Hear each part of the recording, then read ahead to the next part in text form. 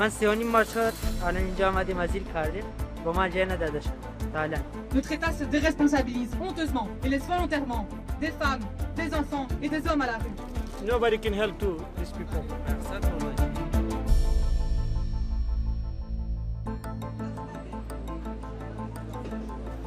Venus d'Afghanistan, d'Afrique, du Moyen-Orient, ils sont des centaines à frapper chaque jour à la porte de l'Office des réfugiés à Bruxelles pour y demander l'asile en Belgique. Débordé, le centre d'enregistrement de faits d'asile, l'organisme habilité à gérer les demandes, ne parvient plus à faire face. Les organisations humanitaires sonnent l'alarme.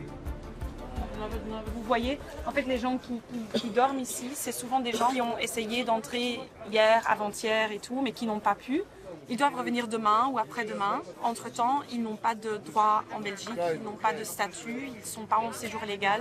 Même les gens qui ont introduit une demande n'ont pas de centre d'accueil. En tout cas, les hommes seuls. On rencontre de plus en plus de mineurs, des mineurs de 15 ans, de familles avec 4 petits-enfants qui n'ont aucune solution. On essaye de leur trouver une solution d'urgence, mais je crains vraiment que pour les jours qui viennent, ça va être, on ne va pas pouvoir trouver une solution pour eux. Parmi les centaines de personnes qui dorment dans les rues de la capitale européenne, tous ceux que nous rencontrons ont déjà tenté leur chance plusieurs fois. Ils sont à bout de force. احنا بحالة نفسية هون يعني اشتغلنا مرقنا شيء 4 شهور في بلجيكا ولا يعني ما ادونا لا كامب لا سنتر اول نعيش بهالبرد يعني هذا البرد القارس هذا اللي شايفينه احنا طلعنا على اساس نبني مستقبل اللي شفناه بالبلد في بلدنا شفناه هون. À quelques mètres du centre d'enregistrement des demandes d'asile, l'association Médecins sans frontières a dressé des cliniques mobiles, les mêmes qu'elle utilise dans les zones de guerre. Le seul moyen pour ces hommes d'accéder aux soins. من 3.5 شهر الان اینجا آمدیم ازیل کردیم با ما جای نداده شد تا الان. مشکل دکترم داریم، مشکل کارتم داریم، کارت نداده، کار نکردیم، مشکل خیلی یعنی پول هرچی اینطور. Il y a une situation sanitaire qui est assez inquiétante. On observe une épidémie de Gale qui est difficilement contrôlable à Bruxelles puisque les personnes, évidemment, en l'absence d'hébergement, retournent dans leur squat le soir ou en rue. Et on a eu aussi 17 cas de suspicion de diphtérie, dont 3 ont été confirmés par des laboratoires. On observe une dégradation très importante de la santé mentale de ce public.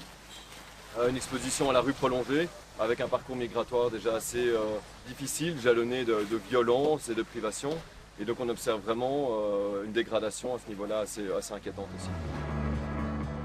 À l'heure des repas, des queues se forment aux abords de ce centre géré par des associations et des collectifs de citoyens.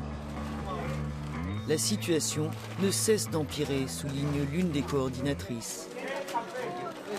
On est maintenant à des moyennes de plus de 1000 à 1200 repas par jour, alors qu'il y a un an, on était autour d'environ 800 personnes. On offre des services spécialisés, tels que des consultations médicales, suivi psychologique, distribution de vêtements, etc. Il y a différentes réponses des acteurs de la société civile, humanitaire, mais ce n'est pas suffisant en fait. Là, on est en train de répondre à des besoins qui sont des carences étatiques et la situation ne fonctionne pas. Chaque soir, les associations multiplient les maraudes pour venir en aide aux centaines de personnes contraintes de dormir dehors. La crise est telle que même les réfugiés ukrainiens qui disposent d'un statut spécial en Belgique comme ailleurs en Europe sont de plus en plus nombreux à se retrouver à la rue. Comme ces femmes rencontrées à la gare du Midi au cœur de Bruxelles. Мені приходиться подорожувати містами для того, щоб ночувати в шелтерах, в притулках, ну, в тимчасових притулках. Але там, на жаль, така ситуація. Можна переночувати, а потім зібрати свої речі і піти в інше місто. Когда получила регистрацию, хотя я показывала документы, что я онкобольная, вот, но на одну ночь предоставили вот в центре, в хостеле, на одну только ночь. Я целую неделю здесь на станции, на вокзале здесь. Le chiffre que nous on obtient de la Croix-Rouge, c'est qu'en moyenne, chaque jour, il y a une centaine d'Ukrainiens et Ukrainiennes qui arrivent encore ici, à la gare du Midi. Et que sur 100 personnes, il y en a une quarantaine, cinquantaine qui ont vraiment un besoin d'hébergement, qui n'ont aucune solution par eux-mêmes. Et alors, de ces 40 personnes-là, il y a 20 personnes qui sont très vulnérables, avec enfants, des femmes enceintes, des personnes handicapées ou des personnes malades. Et voilà, mais pour lesquelles aujourd'hui, on dit qu'il n'y a plus de place d'hébergement. Les personnes partent, reviennent, et c'est un peu ça aujourd'hui, donc on y va. Les deux femmes pourront dormir cette nuit-là dans l'un des centres d'urgence où va les amener l'équipe du SAMU social. Il leur faudra trouver une autre solution le lendemain. L'équipe poursuit sa tournée auprès des demandeurs de protection internationale, comme ici, aux abords d'un des centres d'hébergement de l'agence chargée de l'accueil des demandeurs d'asile. Les équipes de la Croix-Rouge sont également sur le terrain. On a mis des barreaux en place en plus, vu qu'il y avait ce besoin. Et on voit que les gens ont vraiment besoin de plus d'aide que ce qu'on peut leur apporter nous, parce qu'on n'apporte pas grand-chose, juste un café, un thé, un petit peu à manger. Beaucoup dorment sur des matelas à même le sol, sans aucune protection. Les tentes de fortune sont régulièrement démantelées par la police et les groupes dispersés. How long have you been sleeping in the street? 3 months, 4 months, me 65 days. Police is coming, say you can sleeping here. Nobody can help to these people. Ici, comme aux Pays-Bas ou encore en France ou dans le sud de l'Europe, les demandeurs d'asile payent aussi le prix d'une politique migratoire européenne défaillante.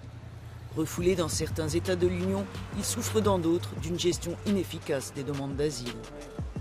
En désespoir de cause, des groupes de migrants ont occupé des bâtiments vides, comme ici au centre de Bruxelles. Il est encore assez tôt, on ne voit pas grand monde pour l'instant, les gens commencent à sortir de leur chambre. Mais cet immeuble qui est immense, ce squat est passé d'environ 200 personnes à plus de 600 en l'espace de quelques jours. Marie d'Outrepont défend plusieurs des occupants du squat menacés d'expulsion au sein d'un collectif d'avocats qui se mobilise sans relâche pour les demandeurs de protection internationale. Depuis un an, le fait d'asile, et donc à travers fait d'asile, en fait l'État belge, a été condamné 7000 fois par le tribunal du travail qui a dit qu'il faut fournir un hébergement à ces personnes, avec des astreintes qui n'ont pas été respectées par fait d'asile ou avec un tel retard que ça n'a plus aucun sens. Les avocats et les avocates ont été jusqu'à la Cour européenne des droits de l'homme à Strasbourg, qui vient d'ordonner des mesures provisoires et de confirmer, de dire ben oui, il faut respecter la loi, il faut accueillir ces personnes, ne pas le faire, c'est les soumettre à des traitements inhumains et dégradants. Et même ça, ça ne fait toujours pas bouger l'État belge. Tous ceux que nous rencontrons ici ont été enregistrés comme demandeurs d'asile il y a des semaines, voire des mois. Want to do new people coming inside, we write the name and next the number. Oh, wow. Okay. You have the first interview without having a shelter. And sometimes you have people that are recognized the refugee and still don't have a shelter. We are here, don't have very food, don't have shower, so we are cold.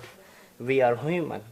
We are refugees here, not for other things. We just because we have a lot of risk in our life, in our country. Nasrullah était militaire en Afghanistan à la prison de Bagram. Certains membres du nouveau gouvernement taliban étaient sous sa garde avant leur prise de pouvoir. Sa tête est mise à prix. Tout comme celle de Jean de Dieu, pasteur au Burundi et militant des droits de l'homme.